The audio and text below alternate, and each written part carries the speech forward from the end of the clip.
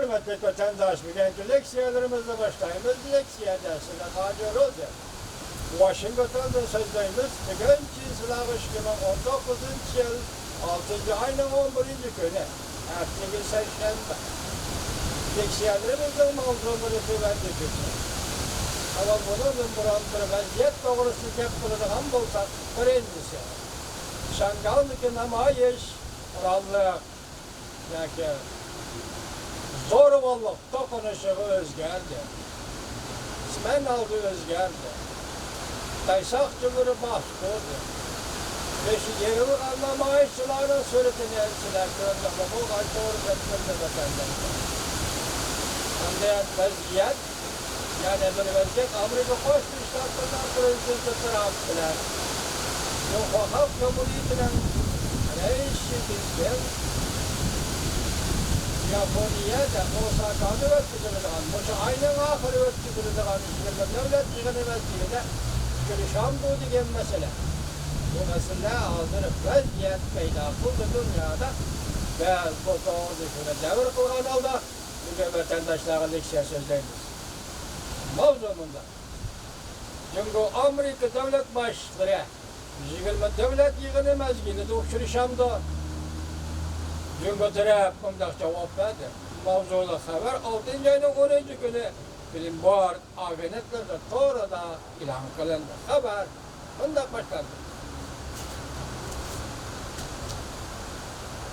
6. ayının 10. gün Taşkı İslam Ministerliği'nin muhbirlarını kütüpheleş yığınında muhbir Muşay'ın ahırda 20 devlet başlıkları yığınında Amerika çünkü iki devlet rehberleri görüşüşke münasebetlik sual koyganda bayanatçı görüşüvan. Bundan cevap verdi. Yakınki bir mezgilden beri Amerika bir kan çıkıtan Amerika Cumhurbaşkanı devlet rehberlerinin Osaka'da ötküzülüdüğün 20 devlet başlıkları yığını mezgilide görüşüşünü, orullaştırışını ümit kılıdığanlığını bildirip geldi. Biz, eğer bu taraftan konkret haber bulunduğun bolsa, Cumhur taraf sizlerge vaxtida yetkizildi. Ondan başka biz yine Amerika tarafından Osaka yukarı derecelikler yığınında Osaka'da görüşüş ahvalı kandak bulundu. Şununla karab keler getirimli iktisat meseleleri doğrusundaki tedbirlerini belgileyimiz. Değişikimi o, dikkat kılıvatımız. Ben şunda görüştüm, koyayı dediğim şu an bayanatçı. Amerika Cumhurbaşkanı sürkülüşü ve sohbetleşiş doğrusudur. Bizden meydanımız kat'i. Cumhurbaşkanı'nın soğudu uğraş kılıgısı yok. Cumhurbaşkanı uğraşıdan mı korkmaydı? Eğer Amerika taraf beraberlik asasında sohbetleşini halaydıgan bolsa, bizden dervazımız uçuk. Eğer Amerika taraf soğudu sürkülüşünü kasten ördütüdügan bolsa, biz çoğum takabıldırımız, ahırgıcı erişmez. Bu görüşmenin Beijing'de ötküzülgen muhbirlarını kütüpheleş yığında sözlegen muhbirlarının sorulan suallarına belki cevabı. Bu cevaptan görüp aldınlar ki, Cumhur'un devlet başçıları Xi Jinping'den Japonya'ya Osaka 20 devlet yığını beriş arzusu yok, yani beriş hiyali yok. Cumhurlukla bu yığın katlaşamda katlaşmamda bir yerde konkret bir demeyen. Demek bir yerde tahrir desek, ulanın Osaka'ya 20 devlet yığını katlaşıda berişte revi yok. Enlikteki ma haber ki dikkat kılın hürmet götürmüş. Prezident Trump, Amerika Koşmuş Şartlarından Prezident Trump, eğer Xi Jinping 20 devlet yığınıga kelmeydigan bolsa, men derhal Cumhur tuvarlarına esselep baş koyman dedi. Mavzuda haber. İktisat gazetede ilan kılındı. Haber. Ondan başladı. Amerika Koşmuş Şartlarının Prezidenti Trump bundan görsetti.